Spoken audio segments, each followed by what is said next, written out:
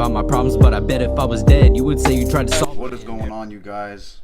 Welcome. We're gonna be doing a reaction. Skinwalker Shadow Productions. I think it is. It's like a creature, like a weird, just a weird creature, like creepy. Just gonna go ahead and let this play.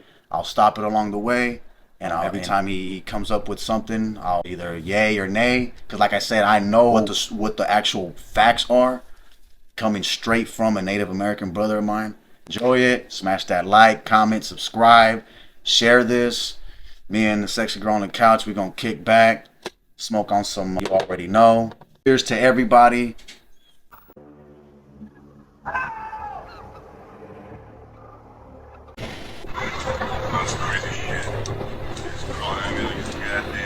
See, like that's bullshit. What's up, dude? That's straight bullshit.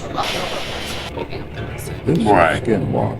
Not even. That shit looked like it was made up somewhere.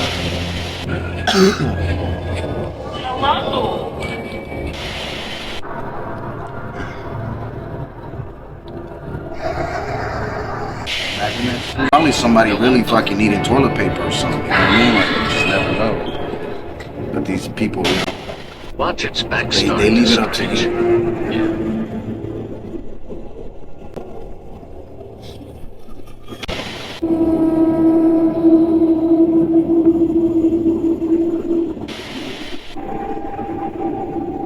That's like a reverse snap.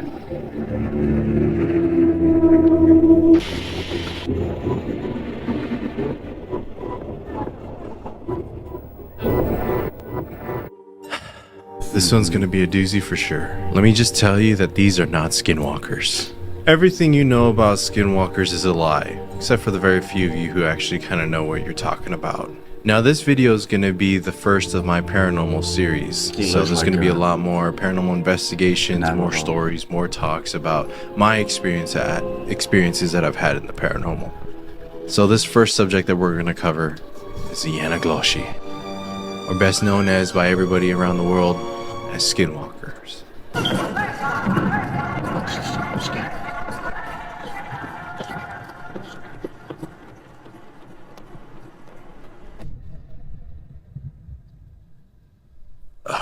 Hey everybody, my name is Sean Clyn and welcome to another episode of Sean Clyn Shadow Productions. So this one's going to be a little bit different from my niche, but not really different from who I am. So this one's going to be a different segue into my paranormal side of my channel. So this is going to be the very first episode I'm going to be going over, and I have to say I have seen a lot of misinformation out there about the subject I'm going to be covering. I've been traveling on the YouTubes, the TikToks, the Instagrams, and I've been seeing a lot of videos about how people try to tell stories about skinwalkers. Here, for example, in this video, we see a skinwalker who has taken on the form of a man. Oh, hey neighbor. In fact, skinwalkers are basically wizards who've killed their loved ones. Now, I know a lot of you out there have heard stories or even claim to have seen a skinwalker in their lives. 80% wrong. And I've seen a lot of YouTube videos, they get some things right here and there, but I noticed that they miss a lot of stuff. And, you know, I honestly don't blame them. You know, it's a hot topic.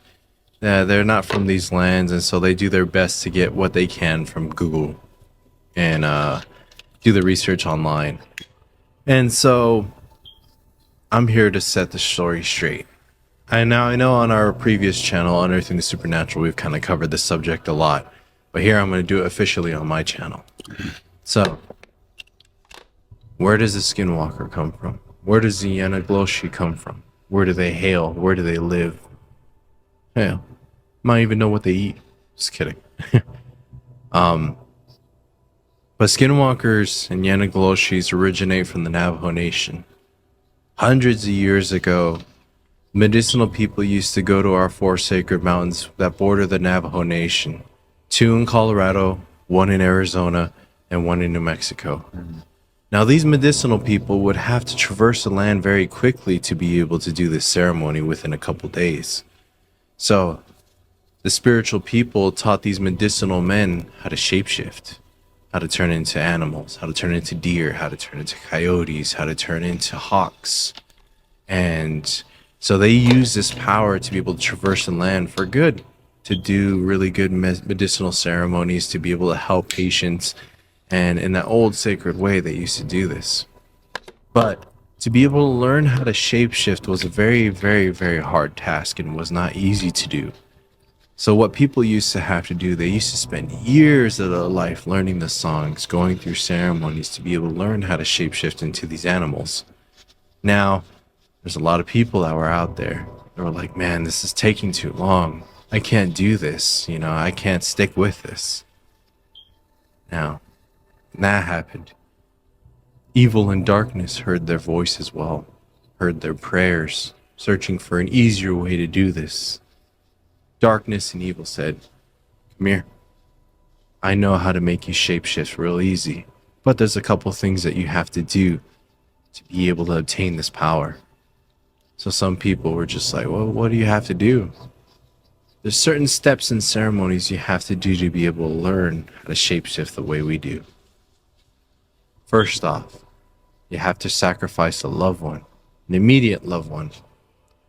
Whether that be your lover, your mother, your father, your sister, your brother, or your child, or your grandparents.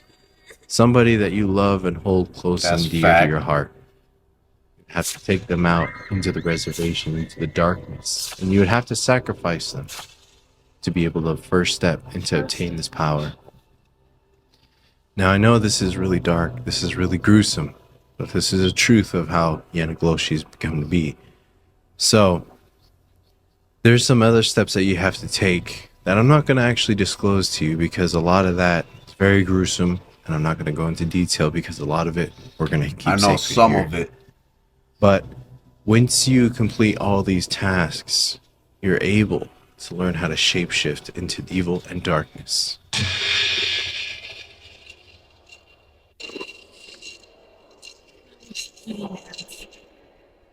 Now, a lot of things that everyone seems to forget is where these skinwalkers come from. The Navajo Nation itself holds a lot of sacred power within its borders, and a lot of songs and ceremonies that tie into the mountains, the land, the sky, and its geological point where it's at. So a lot of times, if you were to be a skinwalker, you draw power from the natural landscape that you're at. Now, am I saying that there couldn't be a possibility of a skinwalker leaving the Navajo Nation? No. If they're really pretty high skilled enough to be able to leave the Navajo Nation, say go to the East Coast or learn how to shapeshift over there, use the mountain terrain over there and everything, yes, it's possible. But very, very unlikely. So what are some of the traits of a skinwalker? What are the things they can and cannot do? Can they turn into an elephant? Yeah, maybe, but you know, they have to go and hunt and kill an elephant, wear its skin, and do the whole ceremony. Yes, they can turn into animals, they can shapeshift into anything, almost anything really, but they would have to be able to kill the animal, skin it, mark it up with its markings and designs, put it through its own ceremonies and rituals to be able to prep it to be able to be worn and shapeshift into. Now, I've seen a lot of videos of people out there saying like their dog So do they like live forever? Do they die? I wonder if looks weird, or there's, you know, all these other things like a poodle or something small.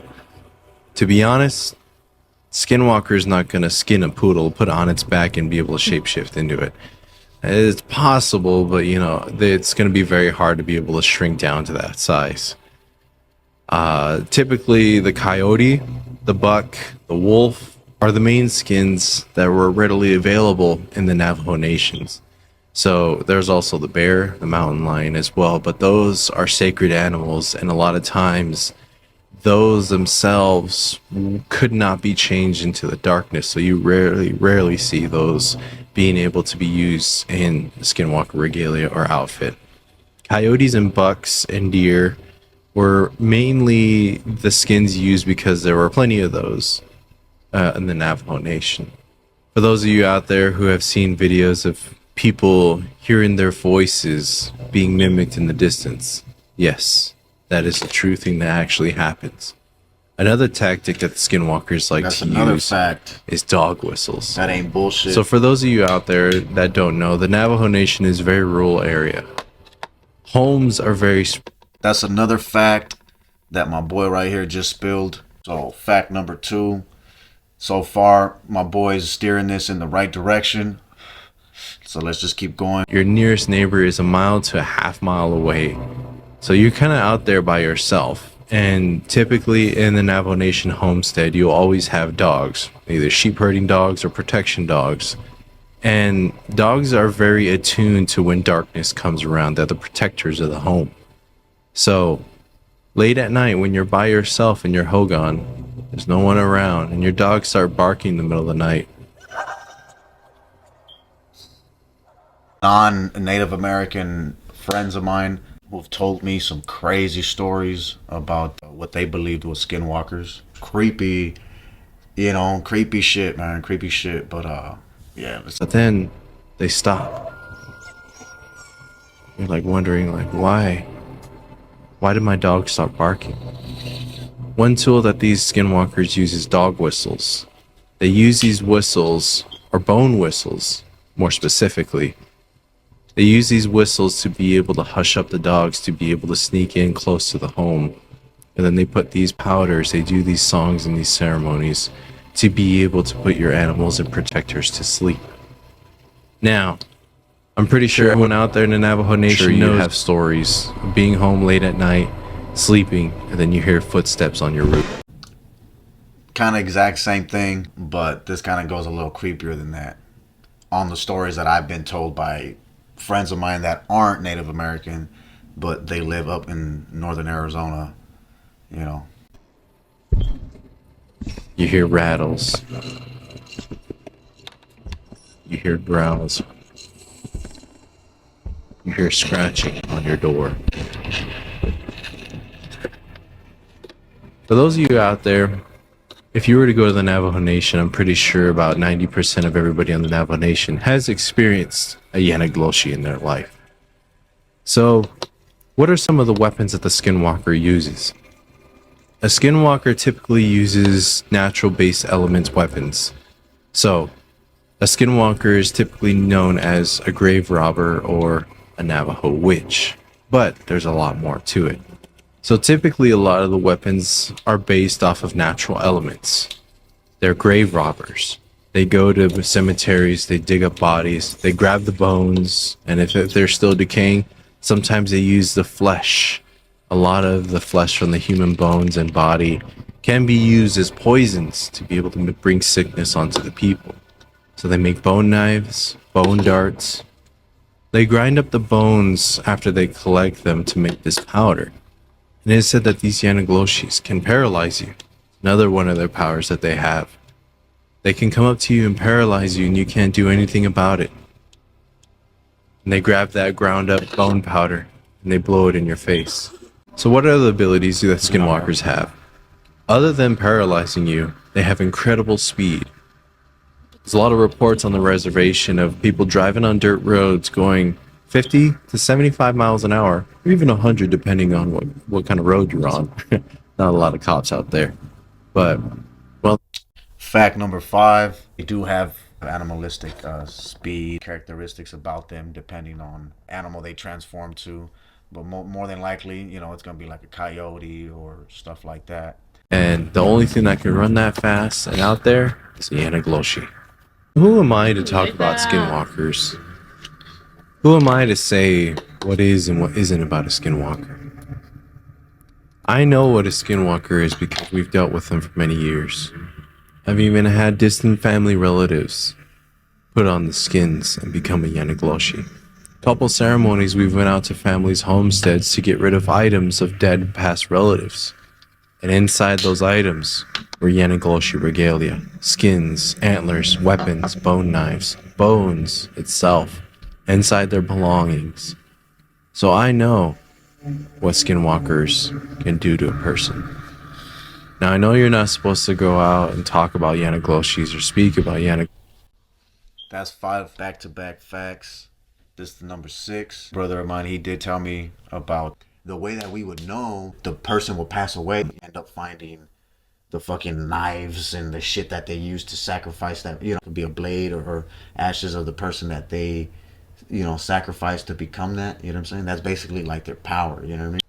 But unless you know how to handle them. Encounters with skinwalkers growing up, from a little kid staying out at my great grandmother's house to hearing them in the middle of the nights running out on a roof, knocking on the door, and copying our family members' voices from the outside to help draw us out. One of the biggest tools that these skinwalkers have against you is fear itself. Fear is their biggest tool that they have to be able to paralyze you, to gain control of you. And I know, middle of the night, you're by yourself on the reservation, and out there in the darkness, you see a figure stand up. You see a coyote stand up on its 2 feet. I know, it's very terrifying. You got to be a very special person to not be terrified of that. But there's a lot of protections that you can use to be able to protect yourself in your home. Ash is one of the big things that you can use from a fire after you put cedar down to put on yourself and around your home as well. There's a lot of ceremonial objects that a lot of indigenous people have that they use in ceremonies that can be used to protect yourself in your home. Utilize these paraphernalia, utilize your jish to be able to protect yourself and your families out there. So, for everyone out there, if you see a TikTok video or a YouTube video about people talking about skinwalkers outside of the Navajo Nation, take it with a grain of salt. It's more than likely it's similar to a skinwalker. It may be a shapeshifter. It may be, who knows, it might be a doppelganger out there, or even another spiritual being out there that can mimic voices. But if you see your poodle doing something weird and you live, all the way in Florida, New York, or Washington, D.C., it's probably not a skinwalker. It's probably your dog just being weird. Now, I know this video isn't going to stop everybody from making false claims about what skinwalkers actually are, Yenagloshis. But into your eyes, and to be a little bit more skeptical about things that you see on the internet. A lot of times I've just had enough, seeing too many TikTok videos, too many YouTube videos about people claiming to see skinwalkers or know the history when they actually never lived it. When they've never actually been to our nation. When they've never actually heard the stories from our own people. They just did a quick Google search. So everyone out there, like I said, all that TikTok shit about people all over the world, seeing skinwalkers and shit like that. Maybe it's their version of some shit, but it ain't no skinwalker. Yeah. Here's a quick story of Yenagloshi, and there's going to be more stories, more adventures on my paranormal journey. This is Sean Klin from Sean Klin Shadow Productions signing off. I'll go on it, everybody. Be sure to like, share, and subscribe, and I'll see you on the next one. And I'll go on it. I mean, what can I say? The dude fucking threw 100% facts, you know what I'm saying? This dude, like I said, he Mike Tyson, the motherfucker, you know what I mean? And nothing more beautiful out there than straight 100% raw, real content, you know what I'm saying? Scotty P, you know what I'm saying? We'll be doing another review pretty soon, and we'll keep doing our thing. We keep banging these motherfuckers out. Comment, share, like, and subscribe.